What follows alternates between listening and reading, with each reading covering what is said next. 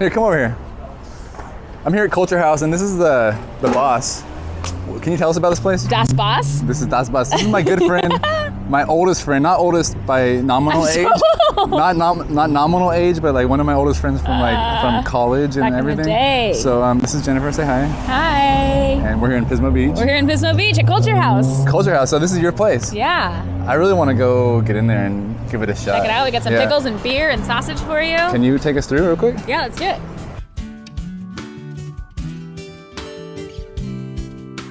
Okay, so we're at Kulturhaus here in Pismo. We've been open about 2 months, and our name is inspired by a German word, which actually is Kulturhaus or Kulturhaus.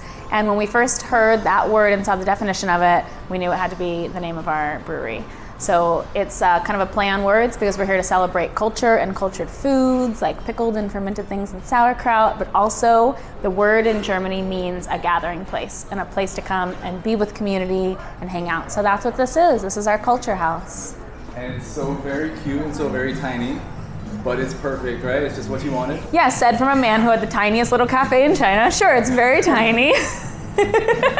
When you find the right place, you find the right place. So I grew up about 15 miles from here, and we used to always come down on Price Street and eat dinner. So when I found a place that was on Price Street, I was super excited. So when we first opened, we had all guest taps because we hadn't made our own beer yet. Beer takes time to make and ferment. So now we have some of our own beers out on tap. Like we have Erdgeist, Erdgeist, yeah, and Wassergeist. Don't blame me for the names. They're all named by the brewer. What does Geist mean? It's like spirit. Oh. So it's earth spirit, water spirit, fire spirit, and then air spirit is his next spirit that's coming out. Eric's a hippie at heart, so he likes working with the 4 elements. And the local farmers that bring in the ingredients that you use for your pickles. Absolutely. Look, somebody's telling my story here. Oh yeah? Which You already is know the story? I'm in here having a pint, and a guy comes in with what became pickled green Beans! beans right here. I watched the guy come in with these, and they had these beautiful purple stripes, and the owner is taking them apart and looking and saying, wow, these are so gorgeous. And Unfortunately, the purple came out, the color fell out with fermentation, but they're still freaking delicious. They're good. They're so good. And they're from San Luis Obispo. Yeah, so Eric's my partner in life and in business. You're not talking about me. I'm not talking about you, the other Eric in my life, who I haven't known as long. And he's back there right now brewing. When we first put the brewery in this place, we had to figure out how to fit it in. And so we'll bring you back there and show you. Yeah, so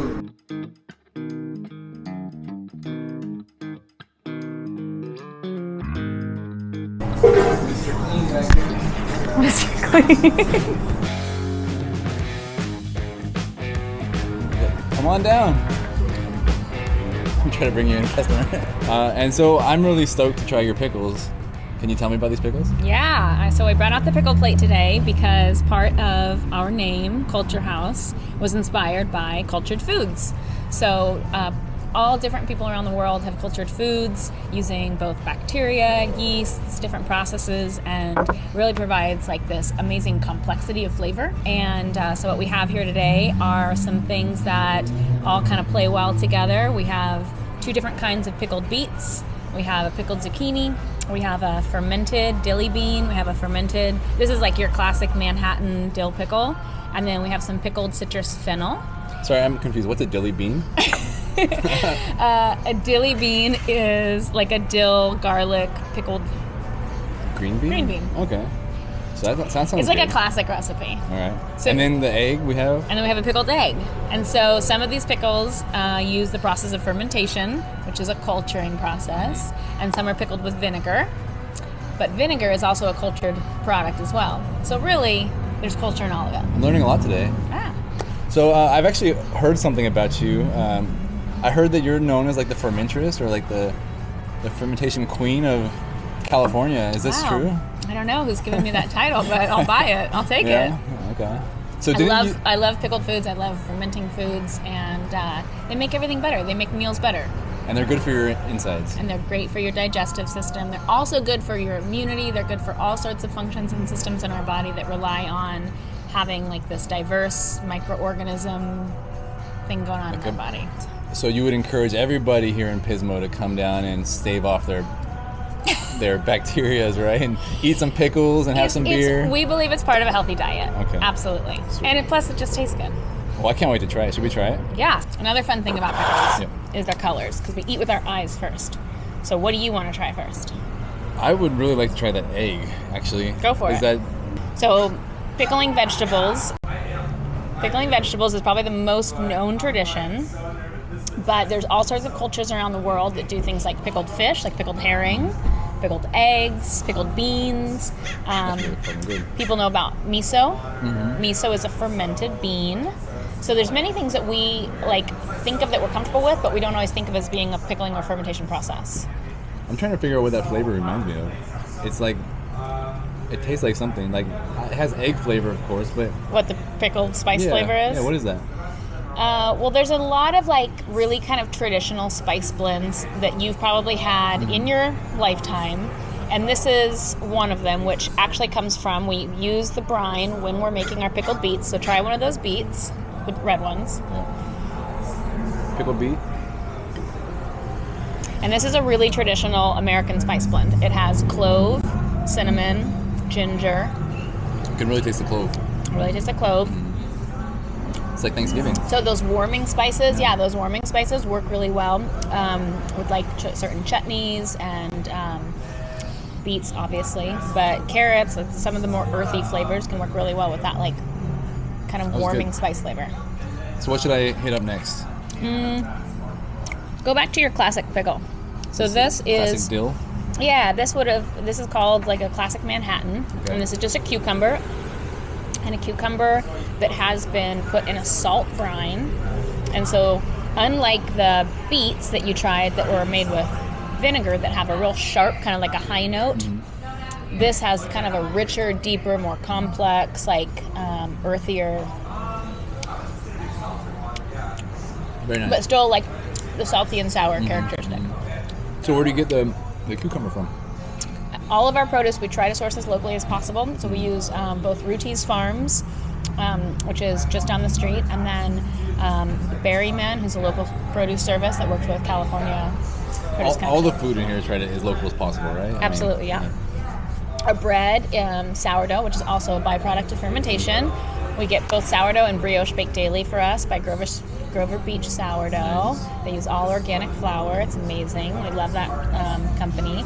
And then our sausages, we've worked with 3 different companies that we love what they do to source what our favorites from each of those. The menu's rather limited, but it's all very much meant to complement the beer, yeah? Yeah, and part of what we wanted to do is just create a simple opportunity for people to come and really allow the beer to stand out, but have something to eat along with it. So sausage and pretzels, we also have pretzels here, are just such traditional German beer garden food. Yeah. That was our inspiration, is let's just have something super simple that then we can add on to it with the seasons by creating these pickles and toppings and different things to really highlight local flavor. All right, try one of these guys. Okay, what's this?